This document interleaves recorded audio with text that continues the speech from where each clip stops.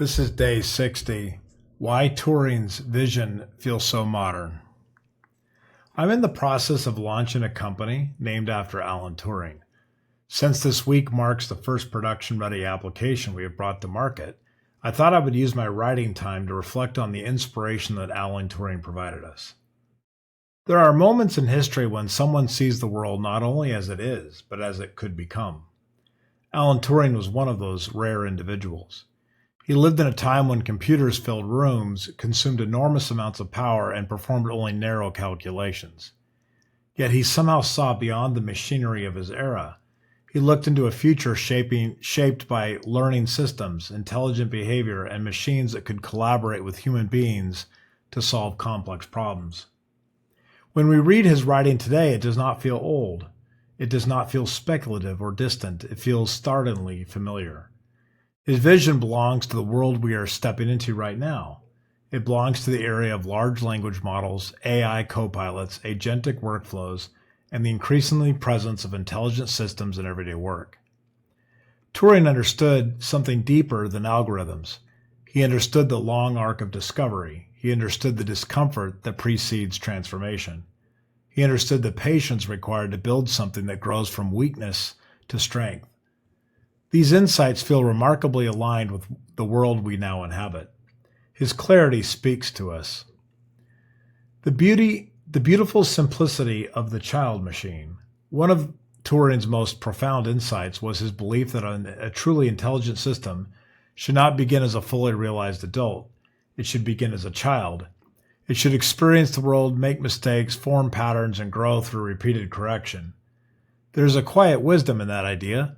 We often look for shortcuts. We hope to skip the early stages of development and leap directly into mastery. Yet every meaningful accomplishment begins with a child phase. Habits begin this way. Growth begins this way. The formation of a new idea begins this way. Even our convictions begin in fragile and uncertain forms and strengthen only through repeated practice. Turing believed the same would be true for machines. He imagined a system with the capacity to learn, not a system with every rule preloaded. That insight became the foundation of modern AI.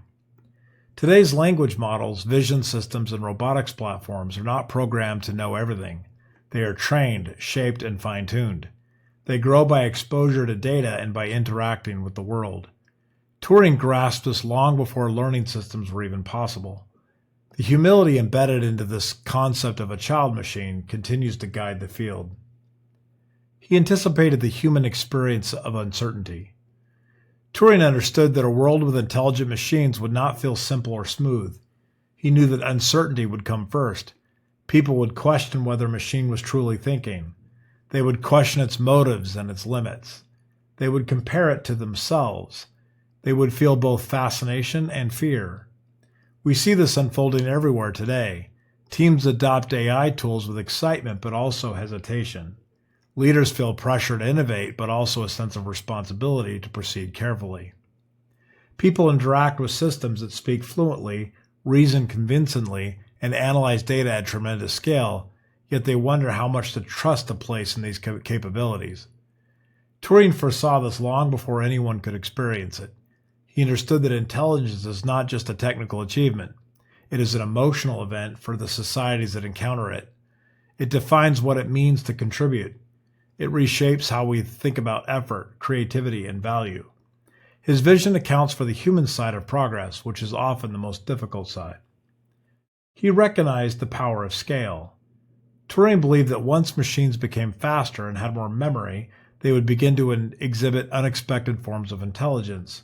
He understood that scaling up computation could lead to new behavior that was not present in smaller systems. That insight sits at the center of modern breakthroughs. The large language models that dominate today were not created by inventing a single clever trick. They emerged from scale. More data, more training, more refinement. Eventually, a tipping point appeared, and the systems began to show reasoning, creativity, and adaptability.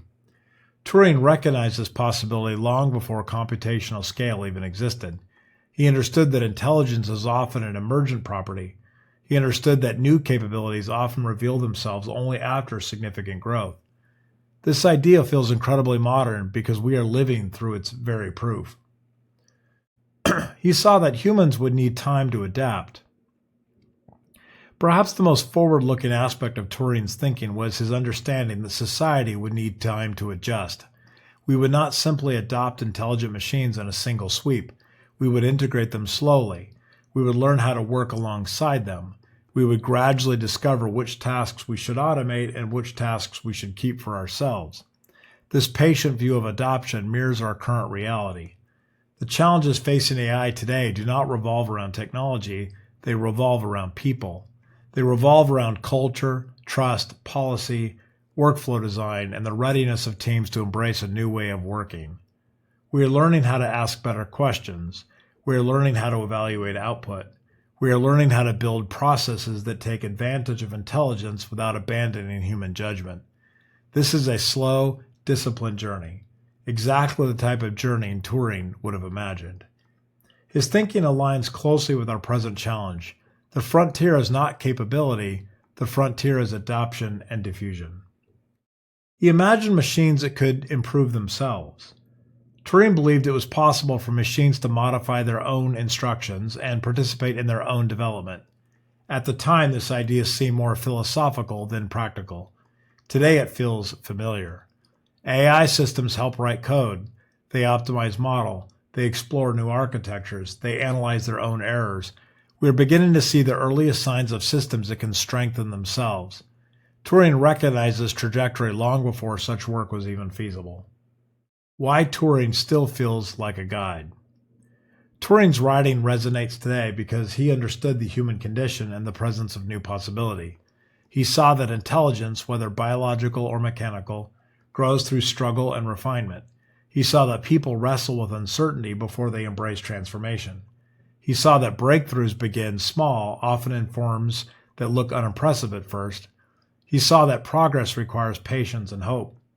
His vision feels modern because it's not anchored in the technology of his era. It is anchored in the patterns of growth that shape every meaningful journey. The way individuals grow, the way organizations grow, the way ideas grow. When we read Turing now, we encounter someone who understood the future not as a prediction, but as a process.